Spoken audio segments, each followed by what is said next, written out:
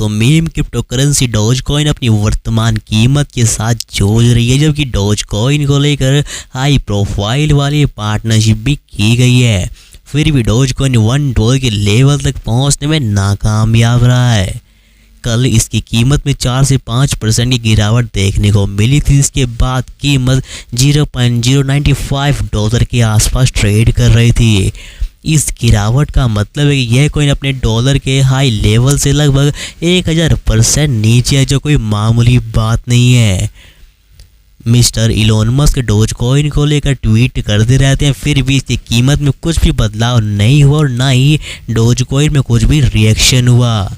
सभी निवेशकों को दोस्तों यही उम्मीद है कि जब इलोन मस्क एक बार डोज कॉइन को टेस्ला कंपनी में इस्तेमाल करेंगे तो शायद डोज कॉइन की कीमत उस टाइम $1 तक पहुंच जाए। तो इसी के उद्देश्य से निवेशक सोचकर बैठे हैं कि कब इलोन मस्क साहब इसको अपनी टेस्ला कंपनी स्पेसएक्स कंपनी में शामिल करेंगे और कब डोज कॉइन $1 के लिए आगे दौड़ेगा। तो क्या दोस्तों यह सच में सब पॉसिबल होगा या नहीं, और कितनी इस बात में सच्चाई नज़र आती है, आइए जान लेते हैं। दोस्तों वैसे तो अगर देखा जाए तो काफ़ी टाइम से $1 तक पहुंचना डोज कॉइन के लिए एक चुनौतियों से भरा हुआ है, क्योंकि दोस्तों लगभग 3 साल पहले डोज कॉइन की कीमत मैक्सिमम $0.73 तक पहुंच गई थी। दोस्तों वही सबसे बढ़िया समय था डोज कॉइन के लिए $1 तक के लेवल तक जाने का, क्योंकि दोस्तों $1 तक जाने में कुछ भी ज़्यादा कमी नहीं बची हुई थी।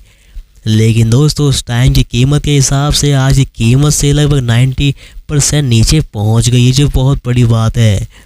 और इसी डेटा को देखकर ही कुछ लोगों के मन में डाउट होता है कि यह $1 जाने नहीं वाला। इसी डेटा के अनुसार $1 जाना थोड़ा मुश्किल दिखाई दे रहा है।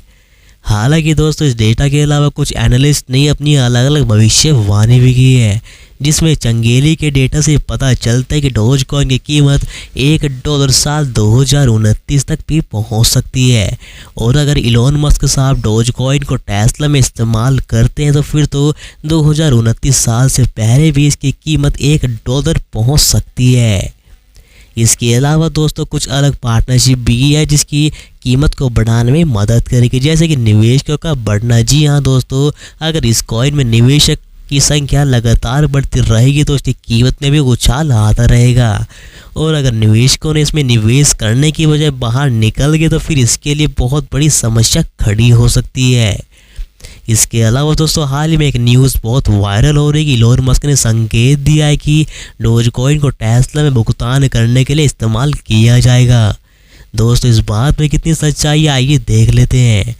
दोस्तों हाल ही में एक निवेशक ने डोज कॉइन का लेकर ट्वीट किया, जिसमें कहा कि कौन चाहता है कि डोज कॉइन टेस्ला कंपनी में भुगतान के रूप में इस्तेमाल किया जाए।